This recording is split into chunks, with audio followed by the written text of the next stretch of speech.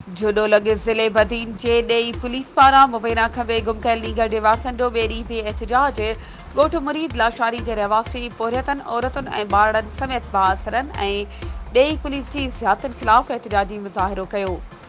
उन मौक़े ते ॻोठाणनि साले लाशारी वहीद अली मिसमात मारवी ऐं ॿियनि दाहींदे चयो त तर जे वॾेरनि सां असांजो ज़मीनी तकरार हलंदड़ आहे।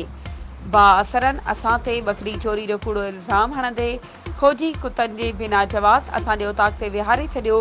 जंहिं बाद ॾेई थाणे जे SHO जी अॻवानी में 4 मोबाइलूं असांजे घर ते चढ़ाई कई।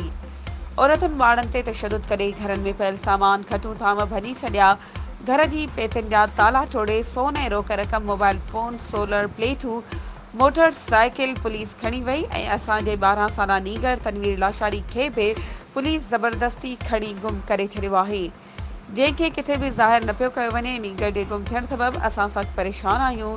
पुलिस असांखे धमकियूं ॾिए पई त ज़मीन असां वॾेरनि खे विकिरो करे ॾियो न त हू नीगर खे मारे छॾींदा। उन्हनि चयो त पुलिस बासरनि जी विंगार बांधे असां सां वॾो ज़ुल्म करे रही आहे। उन्हनि IG Sindh DIG Hyderabad SSP Badin समेत बस वारनि खां मुतालबो कयो त नोटिस वठी इंसाफ़ कयो वञे।